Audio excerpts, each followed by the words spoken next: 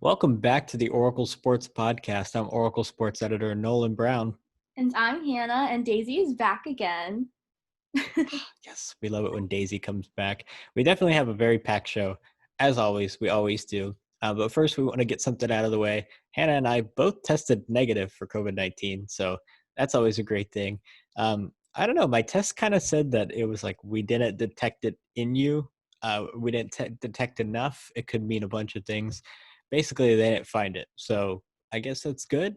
I don't know. I take it as a win. It's an absolute win. An absolute win. Now I'm wondering what I actually had, though. Like, why I was feeling sick. It could have just been a cold. I don't even know. That's what makes me so confused about this virus is all the symptoms are so similar to just like the everyday cold or like allergies. So like you could really have like allergies because we're in Florida, and then in the back of your mind you're like, oh my gosh, what if I have the coronavirus? And then like you're getting tested, and that's when all the tests let up. Like there's no distinct really like this is the symptom that makes you know you have it, you know? Exactly. Yeah. And I mean, right now my nose is stuffed up, but it's mainly, I don't even know. I feel like I'm just always congested. It's just a vicious cycle of congestion, basically. But speaking of testing, we got some news from the AAC, a statement from Commissioner Mike Aresco, just about maybe an hour before we recording this on July 16th, Thursday. I'll just get that out of the way. Basically, it's a lot of information, but the meat of the release is that athletes will be required to be tested. Actually, the teams will be required to be tested at least 72 hours prior to each game. So that goes across conference schedules, postseason, whatever. If we have that stuff, this is what's going to happen. My question is, though, I mean, so in that case, if a game is on a Saturday, then you would get tested on Thursday. But what happens in between? I mean, 72 hours, a lot can happen. Usually before a game day, like on the Friday, you're with the team the whole day. They keep track of everyone. You're not going anywhere. We're playing a game tomorrow. But on that Thursday night, who's to stop them from, I don't know, going in and out and hanging out with friends or whatever, just after they get their test? Again, I don't know if everyone's going to go run and scatter and do that, but like, it's a possibility too. I mean, we even have to think about how long the results are going to take. Like for us in our test results, it took 1 to 2 weeks for us to get our results back. If they're going to be testing 72 hours before their game, how are they going to get their results right before their game to give them the clear that they can play or even just be around the team? Um, so, we're all struggling to get our test results, and how are they going to do that? It's just, mind boggling. Yeah. And I mean, I don't know how long yours took to get. How long did your results take? Actually, mine took about like 5 days. 5 days. Wow. Okay. Mine But I took got like, it done on like a Thursday, and then they said like 5 business days, and then like I had the weekend, and then like after like 4 business days after that, I got it. okay. All right. Well, that makes sense. But I think, well, I had mine and then there was the 4th of July weekend. So for me, it took about 10 days to get it total, which at that point, see, I getting the test scheduled was one of the hardest things too, because Mhm. I went and got my test while I hardly had any symptoms. I mean, the week before I got my test, I was just feeling awful. I mean, that's why we didn't have the show. But I mean, after those 10 days, like I feel, aside from congestion, I feel fine. Like I feel great, basically. Yeah. Um, and getting those results, it's kind of like, oh, okay, like, thank you, I guess.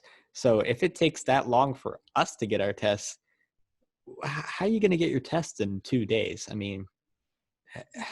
Yeah, money probably has something to do with it. I'm sure they pay a lot for those tests and they get those results quickly, but it's a weird juxtaposition when you think about people who are waiting in line for hours on end to get their test, and then you got athletes who are like, hey, we have a football game in 3 days, here's your results right now, right, immediately. I know there is something called rapid testing, but from my knowledge, it's to show you if you have the antibodies, not if you have it currently. So it could tell you if you had it before, not if you have it currently. So like I don't think that's really useful because you won't know if you have it currently. So, there's so many questions. And that's even a what if, like if we do have football, that's what's going to happen. It's a huge what if. Yeah, and I mean that was kind of the consensus, at least, I guess NCAA wide. I mean, a lot of Power Five commissioners they met.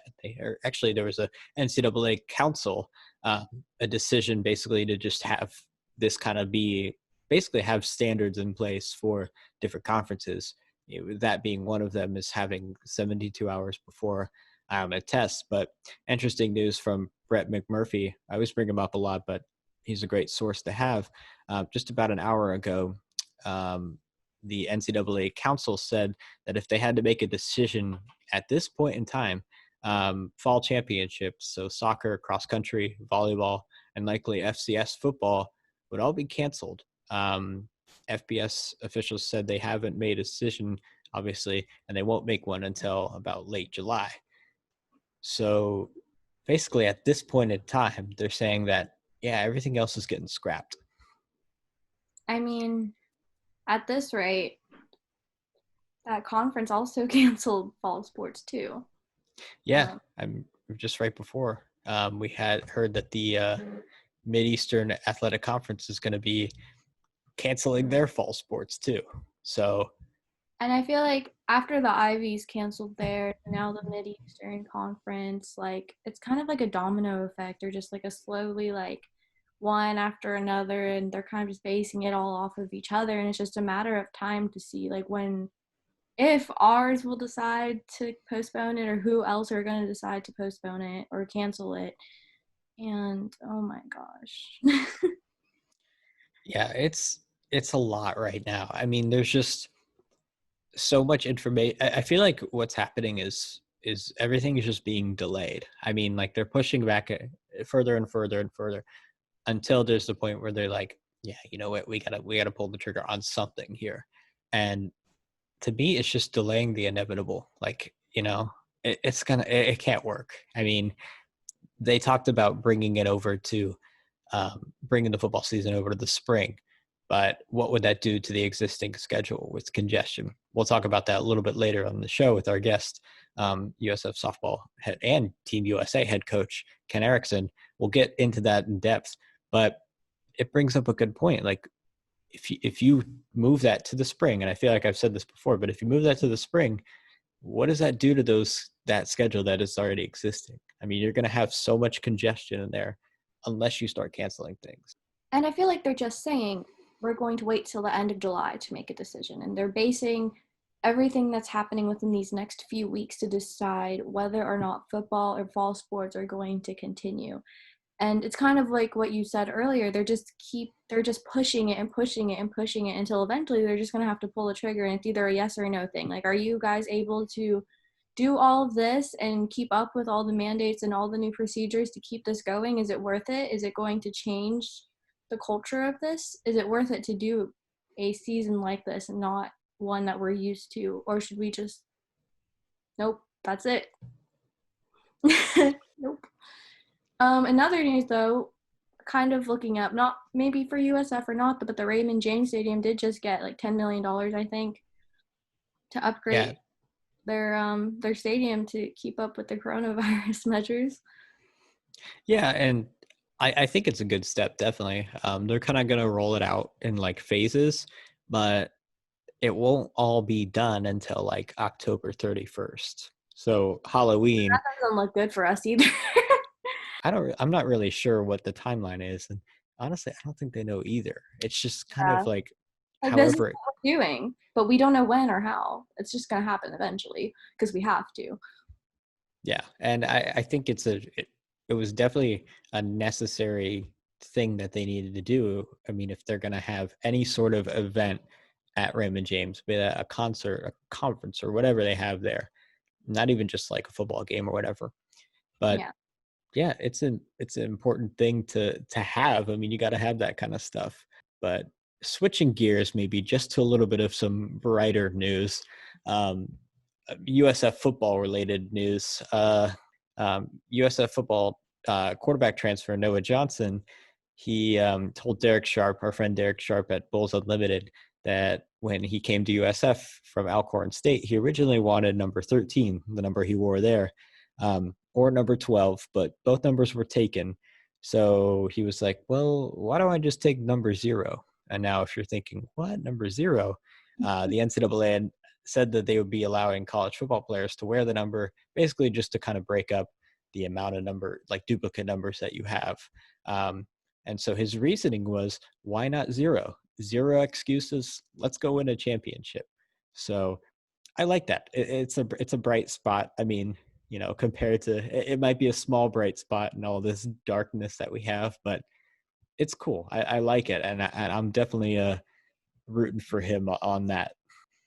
I mean, despite the dark spot, something that we've seen continue is just all the USF fans, that little like smidge of hope because of our new coaching or our new transfers. We all want to see them in action. We all have huge hopes. We all believe in them so much. We want to see what it's going to do. So, despite the coronavirus or not, we want to see how it all plays out. Absolutely. And I guess this is a good time to segue into our conversation with USF head coach and Team USA head coach Ken Eriksen. He's kind of dealing with the coronavirus on two ends. He's got to deal with it with Team USA and the Olympics. A lot of uncertainty there, and also with USF too. So he dropped some great information. We have a great conversation, and let's just get right into it. Our guest today is someone that we all know very well. He is the USF softball head coach since 1996, took the Bulls to the NCAA tournament 14 times, including a run in the 2012 College World Series. Also, head coach of Team USA since 2011, multiple championships, softball world championships, USA Softball International Cup, and Pan American Games. I'm out of breath. List goes on. We are joined, of course, by Ken Eriksen. Ken, thank you so much for joining us. And how you doing? I'm doing well. I had to clear my schedule today. Obviously, tongue in cheek. There's not much going on really in the world of sport at the current time, and everybody's doing well. And I think the first and foremost deal that everybody's looking forward to each day is to make sure that we're avoiding the pitfalls of this virus and making sure that we're able to be kind and live with each other in sometimes situations that we're not used to. But by and large, we're doing very well. Thanks for asking. And you mentioned, trying to go ahead. Where are you going to go, Hannah? No, you can go. Oh, okay. You mentioned, just fall into those pitfalls of working at home and whatnot, and trying not to get in the way of each other. What have you been doing in your free time, if you've had any? I mean, without sports, but yeah. Well, got back here. I was actually on a 10-day quarantine coming off the road with Team USA March 11th, 12th. I came in from Seattle. We actually landed in Seattle on a Wednesday and took off Wednesday night because that was the hottest of hot spots at that point. And got back to Tampa and was in a 10-day quarantine at a hotel, just waiting it out, and thank goodness that nobody on the team, Team USA or anybody near us at that point had come down with the COVID-19. But since then, I have dedicated myself to the landscape, the pool around the house. Everything looks great, creating the hedge line and a whole bunch of different other projects. And in the process, lost 26 pounds doing it physically and got back to routine. So just stay busy, and then when the weather gets too hot in the afternoons, just get on the phone and the computer with staying in touch with not just the USA players, but the USF players, and making sure that Coach Moore and Coach Santiago, myself, and our sport administrators are planning for plan A, plan B, plan C going forward. And so we want to be ahead of it because leadership is nothing but clarity. And I think for us in the college game, when you can give that clarity to 18 to 20-year-olds, it makes it a lot easier to digest on a daily basis. And then when you're dealing with professional ball players between ages of 22 and 34, they want some leadership and clarity also on what's going on in the international scene. So I haven't been for the lack of doing things, and I have been staying busy. So I'm actually looking forward to a vacation at some point. So yeah. Do you Very have any nice. idea of where you want to go for vacation? Yeah, probably someplace in a car or an RV, away from a group of people where it's just myself and family. Or, I don't mind the actual aspect of disengagement, because, my job and our job in the athletic world is, when you're out in the focus points, is people, so you're surrounded by people all the time. So, and in actuality, vacations are getting away from people, right? So the social distancing to me is sometimes like, yeah, I could go to like 6 miles apart, instead of 6 feet. So yeah, the further away, sometimes the better. It's For funny. sure. We were joined by Bob Butehorn a while back, maybe about a month ago, and as he joins into the Zoom call, he's outside at a farm and just nature all around him, a nice green area. And we ask Yeah. him, we say, what are you doing out there? And he's like, oh, we said, my daughter rides horses, so we're just out here in the middle of like Hmm. nowhere just for a week or Right. so. Right. So Right. Yeah. You have to disengage. You have to take the pressure off. And for those coaches that are in the limelight all the time, and I shouldn't say limelight for the respect of celebrity, but when you're dealing on a daily basis with your athletes, when you're dealing on a daily basis with the media, for me specifically, and other things, sometimes it's okay to disengage. You have to get away, to take the pressure off, take the edge off, and never forget who you are. And that's the big thing right now, is you find out the people that allow their egos not to get the best of them, are adjusting well in these type of situations. Those that need attention and adulation, they're going to struggle during these type of times, but at some point they figure it out. For sure. And going back to USF, you weren't with USF this year, obviously, and Hmm. you were with Team USA.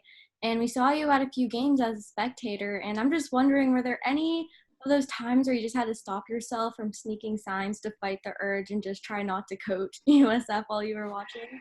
That's a great question. Everybody was saying, "Oh, he's really going to have a tough time. He's really going to have a tough time." And if you know me really well, it's this is still a game that kids play, no matter how old you are, to play in the game, right? So I have really, really capable people that we have surrounded ourselves with in Coach Jess Moore and Coach Tommy Santiago. And when we are together and when we work together, it's almost a triumvirate in respect of decision making and all the planning that goes on off the field. And when we get on the field, we respect our lanes, that we trust each other. Jess has complete control over her area, and Tommy has complete control over his area. And then I might oversee it when we're together to say, okay, that's a good decision, or maybe I suggest something else. And just because I suggest something else doesn't mean we're going with that. It just, once again, it's still a game that's being played on the spur of the moment. So you don't want to hinder your players in that respect. So it's really about preparation. So they prepared the team very well, just like we have in the past. So no, I don't need to get involved in it. I enjoyed watching it. Okay. And in my mind, as I was watching the games, I'm saying to myself, all right, this is a good time for this to happen, or this is a good time for that to happen. And 90% of the time, it's exactly what happened. So, those are pretty good odds when it comes to training parts and the philosophy parts. And then once again, I wasn't in the dugout, so I don't know the conversations that would go on between Coach Moore and the pitchers. To me, I thought she did an incredible job, because there was a couple of games I'm watching on video when I was with Team USA, or watching on streaming, or I was in the press box, and I'm like, oh, now's the time I'd make a pitching change, and she didn't, and it worked out great. I'm like, see, that's why I'm up here, and that's why she's down there, right? Because she's really good at what she does. And there was a couple of times that I thought we had runners on base, and I go, this is what I would do in that situation, and Tommy did something else, and ended up pretty good. So you find out in our game, there's more ways to skin a cat, because that day, that person that's at the plate, or that day that person's on the mound, they have a different mindset, So like a Georgina Korek, on a Monday, boy, she looked really, really good. On Tuesday, maybe she didn't look that good, but Thursday she looked really good. But I don't know what's going on either with conversations, about how they're actually feeling physically that day in their performances. So, but that's why you have to be at the street level. If you're at the street level with your players, you have a better understanding on decision making, and fans don't get that either. They're thinking that superstars are superstars all the time, and it doesn't work. Even Superman had a bad day. So every once in a while, you have to make sure that you realize that the game is still played by 18 to 22-year-olds. And you talk about, especially you talk so highly about Coach Tommy and Coach Jess. I remember we spoke just before that Team USA game, and you just again spoke so highly of them. It Yeah. seems like such a lifetime ago. I mean, that game happened on February 5th. When you look back at that night, it was kind of like you were passing Yeah. on that torch to Coach Jess and to Mm-hmm. Coach Santiago. Given Mm-hmm. everything that's happened, do you ever just stop and think about how surreal that game was as like almost like a turning point? Well, I've been through this before. 2004, I was with Team USA when we came down to the Tampa Bay area and played. And at that point, Coach Hines, Stacy Hines, and Monica Triner were coaching our team, and so I was in the other dugout again, looking at it. And the only thing, Nolan, that you really feel about, not so much in respect of, and maybe yes, passing a torch, but passing a torch of responsibility, and making sure that those coaches and those players know that they can do it without you. And you never want anybody having to depend on somebody to say, oh, without them, I can't perform at the same level. That's baloney. Okay, those are excuses. You set yourself up for failure by doing that. I have all the confidence in the world in every one of our players. And so does Tommy and Jess, that in all honesty, that if we just sat in the dugout and sat on our hands, they would know how to play the game. Okay, that they would know how to react to situations. And I feel the same way, that I'll get asked a question, I'll give a response, but I'm not going to butt in and tell people how to do their jobs, because then that means I didn't do my job in preparing them or mentoring them. So, yeah, you bring up a good point, passing on a torch, so to speak. However, the more talking you do, the more communication you do, the more teaching you do on both levels of teaching assistant coaches and also teaching players, and then having conversations and learning from assistant coaches and learning from players, I think it makes it a whole lot better, to everybody be on the same page. Do you think about, though, in the time of now that we're in this pandemic? I mean, maybe about a month and a half after that game is when everything kind of shut down. Do you think about that as like do you ever look back at that moment? At the USA-USF game? Yeah, as in, like, that was supposed to be the setup basically for everything that was supposed to happen throughout the spring and throughout the summer. Anytime that you have a college team that gets to play against the best team in the world, number one team in the world, you're always obviously going to measure yourself about, okay, how did I perform in that ball game, right? And then the other team, the USA team, measures, okay, how did I perform in those ball games that I had against the college teams, which are pretty good teams. It's kind of like a major league team playing against a bunch of AAA teams and AA teams. So the measurement stick, I thought, was set early for USF in respect of confidence factors. Not one of those hitters backed down from any of those pitchers that we threw at them. So you were only hoping, as somebody looking outside into the team that you had recruited and the program that you had helped, and feel nothing but pride about how they responded to a pretty good challenge. And then, obviously the USA girls are pretty good, and they're getting their at bats in early on in the year, and we had been together for about a week and a half, 2 weeks, and I thought we played extremely well for the circumstances that we were in, and it prepared us for the next game and the next game and the game after that. And then finally, when we ended that first leg of the tour, which was right around March 1st, 2nd, we had played against UCLA, the number one team in the country for softball, and ran 9 runs at them in the last 2 innings. That's how it came to be at the end. So we finished that first leg of the tour on a really, really high note, and then took a week off, about 10 days off before we got back together again. But when we got back together again, it was only for 2-3 days, because everybody was flying home because of the shutdown, because the airlines flights were getting canceled to overseas, and we didn't want to be caught in the Pacific Northwest with flight potentials being canceled, and your Olympic team can't get home to safe quarters. So, but it was a decent measuring stick. It was a decent measuring stick, but I thought the impetus for both teams was accomplished that night, no doubt. So the plan is to have the 2020 Tokyo Olympics in 2021, but we're on the coronavirus timeline, so who knows what's going to happen? We don't even know what's happening. And, softball was supposed to be at the Olympics for the first time since 2008. So, what can you tell us about the status of softball as an Olympic event? Is it in jeopardy, or do we even know anything at all? I think, Hannah, the best way to approach anything right now, and this takes into consideration the games themselves, right? Is that every day is a new bridge to cross, and we learn more and we learn less than we're supposed to know, and certain things that just weren't happening. And that's not really true, or we move on from there. But you are learning more through science, and you're learning more through the data that comes out.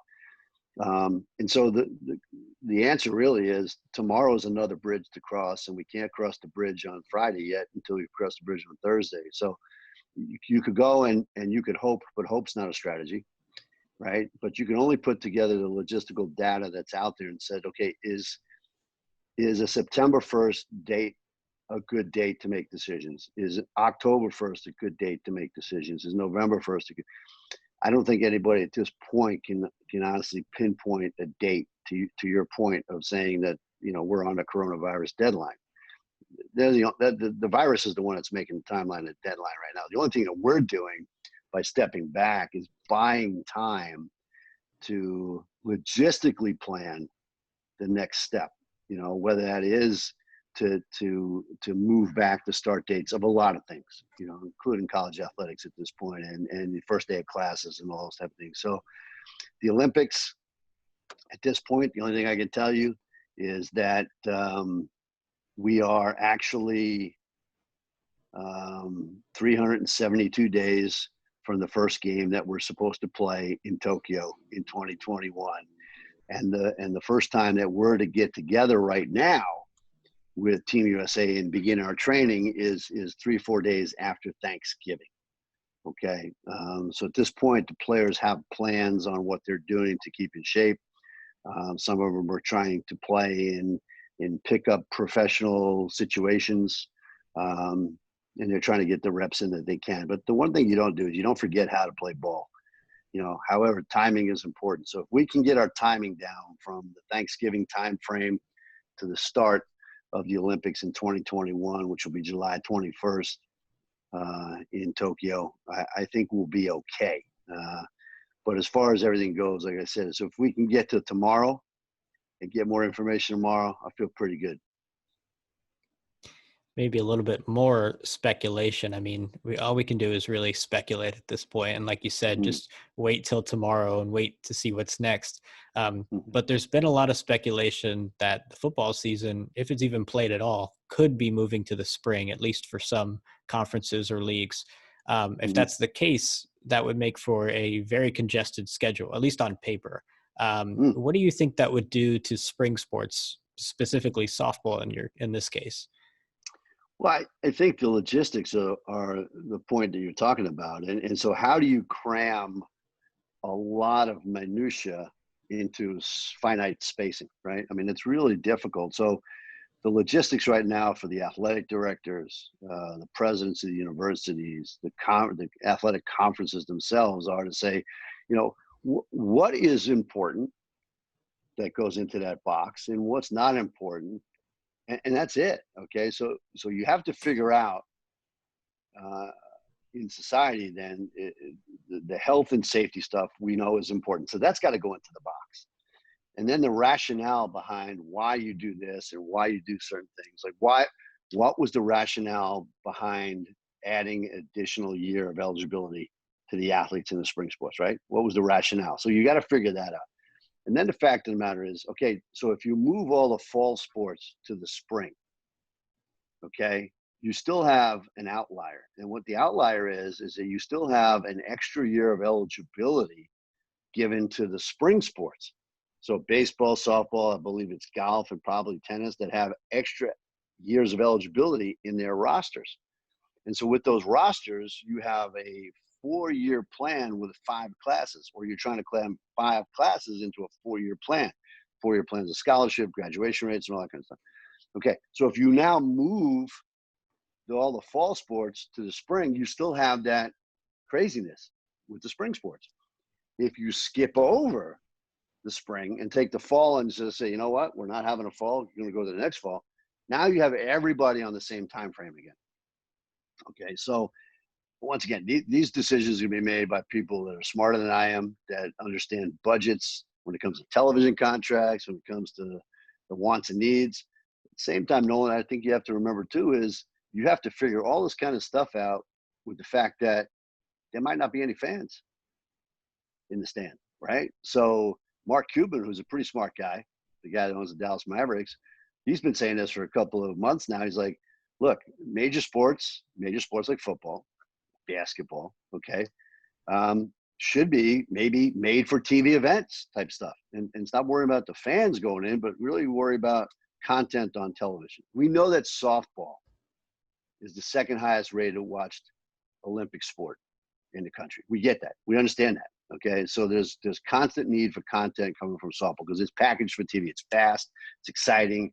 Okay, an hour and 45 minutes, 2 hours, you're done with a ball game. All right, so men's basketball, okay, that the NCAA tournament, Final Four tournament, March Madness is the number one viewership. Number two is the women's college softball postseason, and it's crazy how it goes, but it's a made-for-TV event. So, we have a pretty good opportunity to continue in that vein of what goes on. Problem being, though, is you can't have a game if you don't have healthy people. And so, once again, to Hannah's point, is we're not the ones making the final determination on whether you can play or can't play. It's going to be the virus. And hopefully that we can, as a country, do what we need to do, mask up, and try to get that number down as hard and as fast as we can so there can be sports. So if you want to see sports, wear your mask, right? If you want to go back to work, wear your mask. If you want your kids to go back to school, wear your mask, right? Mask up. Mask up. We spoke about this last week, me and Nolan, in our preview or the intro to our podcast, kind of just about years of eligibility for all of these athletes, for those wanting to go pro and those want to go college. How is this going to affect all of them? And I personally have friends who are seniors in high school who are, freaking out because they need their times and we don't know how it's going to be, coming about. But, the fall season is looking a bit bleak. And are you cautiously optimistic about the spring despite all of the stuff going on?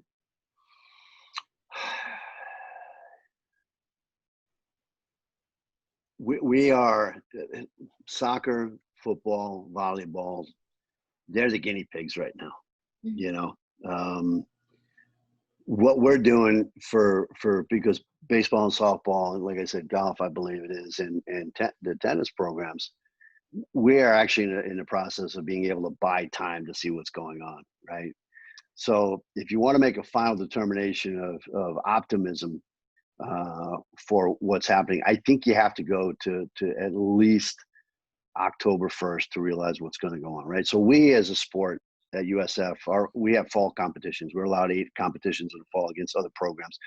I eliminated those about a month ago because the stressors aren't worth it, okay? In other words, when you're driving a car, you drive your car, you trust you, right? But you don't trust the guy next to you, right? It's always like, oh my God, look at that idiot next to me, right? And it's not that they're idiots, but my car is, and this is what Coach Moore, Coach Santiago, and I have talked about, is the car we're driving is the USF softball team. And we're trying to keep everybody healthy inside that USF softball bubble, right?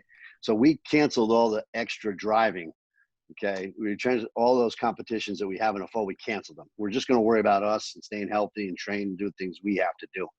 And hopefully, by October 1st, that we have more information to see what's going on come the beginning of February.